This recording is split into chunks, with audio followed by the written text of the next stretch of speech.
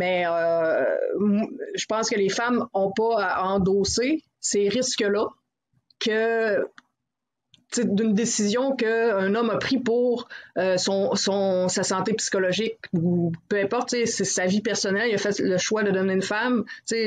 Moi, je respecte ça, là.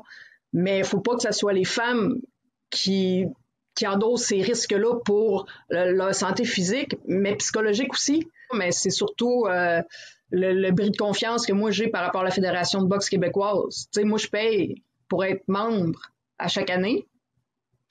Puis eux, c'est pour assurer la sécurité des boxeurs qu'il faut en faire partie. Hello everyone! Today we are joined by Katia Bissonnette, a female boxer from Saguenay, who recently withdrew from a championship in Quebec upon learning she was going to fight against a transgender-identified male. She discovered the identity of her biological male opponent, Mia Walmsley, just an hour before her scheduled entrance into the ring. Unfortunately, her withdrawal led by default to the victory of the biological male. Following Bissonnette's withdrawal, Walmsley issued a statement to the press, accusing her of outing him and warning that similar action would have a negative impact on female athletes. My opponent made the decision to withdraw from the tournament based solely on a text message received from another coach. And rather than asking me or my coach or even Boxing Quebec for any further information, she went directly to the media and outed me publicly. Best way to ensure fair competition is not going to be to tighten regulation or require arbitrary and invasive testing, but to trust coaches and athletes to select the most gender appropriate category for their gender. Actions like these put athletes of all kinds of risk of exclusion and personal attack based on hearsay. And this weaponizes accusations of being transgender as a means to delegitimize athletes in the female category who may be perceived as being too strong or gender non-conforming in some way. The Quebec Boxing Federation mentioned that there is nothing in the regulation preventing a transgender person from registering for a women's competition. Box Quebec stated that they follow the regulation of Boxing Canada, which in turn relies on the decision of Safe Sport Canada, which is against the banning of transgender individuals from any competition. According to the Quebec Olympic Boxing Federation, their mission is to prioritize a healthy and safe framework. Boxers must pay an annual fee to be members and participate in championship. However, there is clearly a lack of security in having a biological female compete against a biological male who identifies as transgender in a combat sport. Some biological women have dared to speak out, such as April Hutchinson, who practiced powerlifting and now faces a 2-year suspension from the Canadian Powerlifting Union for raising concern about this issue. You can sign our petition and donate at standwithapril.com to help us find a lawyer for her defense against this unjust decision. Katia, a doctor in psychology, is here to explain what led her to refuse to go further and compete against this transgender-identified male. C'était le championnat provincial des Gants dorés. Donc, on partait pour 3 jours, là, le club de boxe de Chicoutimi avec d'autres boxeurs. Donc, je suis arrivée là le vendredi. Je savais que j'étais en finale le samedi. Donc, moi, j'étais prête à aller remporter la victoire. Tu sais, j'étais à un combat, dans le fond, de remporter les Gants dorés. Puis, 1 heure avant, tu sais, moi, j'étais tout habillée. Je m'en allais me réchauffer avant d'embarquer sur le ring. Mais là, mon coach, il arrive puis il me dit écoute, il dit faut que je te parle, tout ça. Tu sais, moi, quand j'ai su ça 1 heure avant, c'est parce qu'il y a un coach d'un autre club, un club qui a texté le mien, mon coach en disant que cet adversaire-là, elle s'est pas tout le temps appelée Mia. Donc là, mon coach, comme il s'est posé des questions, puis là, il a su que cette personne-là était d'un club de Montréal, puis il avait déjà essayé de le matcher avec ce coach-là qui a divulgué l'information. Mais vu que c'était pas la fédération de boxe qui faisait les matchs de boxeurs, faut être comme transparent parce que sinon, tes boxeurs, ils seront plus placés après parce que si tu mens ou si tu essaies de... Fait que lui, il a dit tout de suite non, fait que le combat n'a pas eu lieu. Puis là, lui, il a revu, dans le fond, cet adversaire-là au gant doré, puis c'est pour ça qu'il a dit à mon coach, écoute, ça n'a pas tout le temps été une fille. Fait que là, à ce moment-là, moi, pour la sécurité, il manquait beaucoup trop d'informations, là. Puis finalement, il n'y avait pas plus d'informations à savoir que ça, parce que il s'agissait, dans le fond, de rien que cocher la case femme pour faire partie du groupe femmes. La Fédération de boxe québécoise n'a pas voulu intervenir, elle a préféré laisser aller les choses puis voir qu'est-ce que ça allait donner, si on l'aurait pas eu par texto, on l'aurait su une fois sur le ring. À partir de ce moment-là, une fois sur le ring, si j'aurais annulé le combat, ça m'aurait fait une défaite, donc fait que c'est moi qui étais perdante à tous les niveaux, dans le fond, d'une façon ou d'une autre. Là.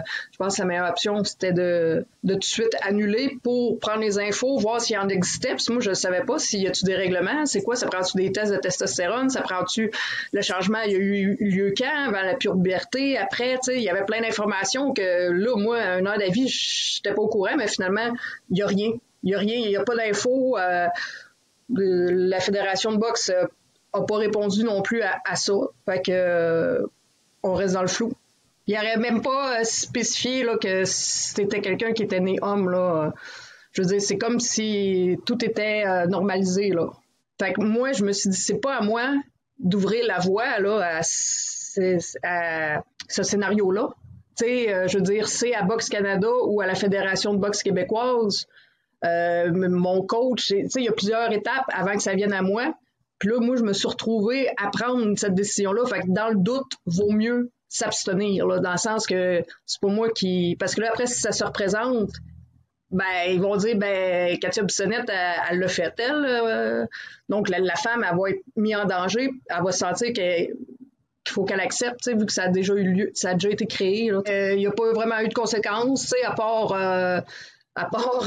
que ça n'a pas eu lieu, que j'ai pas pu aller chercher la victoire. C'est une question de temps aussi, puis tout ça, mais c'est surtout le bris de confiance que moi j'ai par rapport à la Fédération de boxe québécoise. Moi, je paye pour être membre à chaque année. Puis eux, c'est pour assurer la sécurité des boxeurs qu'il faut en faire partie. Je me dis, je peux pas leur faire confiance, là, finalement. Là. Il manque vraiment de transparence, là.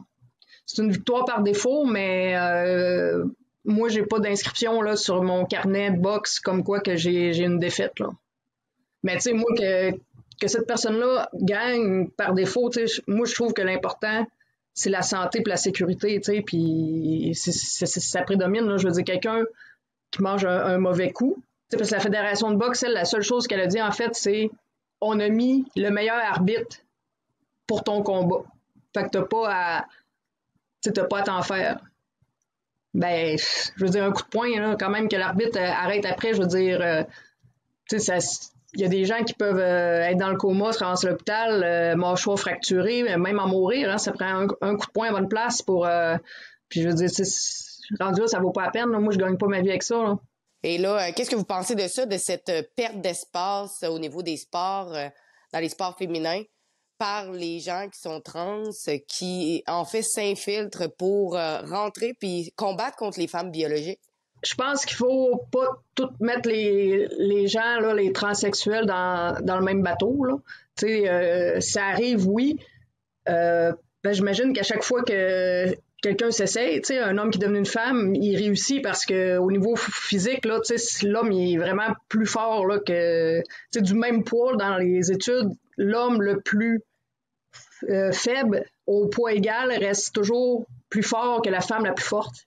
Fait qu'il y a pas de chance là, dans le fond là, que la femme puisse gagner. Fait que en tout cas en boxe c'est comme ça, avec la force de frappe. Dans les autres sports, j'imagine que c'est un peu similaire, mais je pense que les femmes ont pas à endosser ces risques-là que d'une décision qu'un homme a pris pour sa santé psychologique ou peu importe, c'est sa vie personnelle, il a fait le choix de devenir une femme.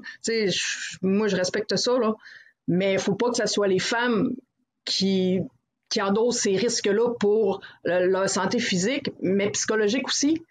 Pour la boxe, en plus, où est-ce que c'est ce que ça représente? Je trouve que la fédération, elle le représente pas bien nécessairement, là, dans le sens que, en tant que boxeur, on a des valeurs quand même d'humilité, de respect de l'autre, le fait aussi de traverser les peurs, aller de l'avant, assumer nos erreurs, ça va tout ensemble. Puis moi, j'aurais été vraiment satisfaite si la Fédération de boxe québécoise aurait simplement assumé qu'elle a négligé ça, qu'elle s'excuse, puis qu'elle me rembourse ma cotisation pour cette année. Moi, j'aurais été amplement satisfaite juste avec ces petits gestes-là, là.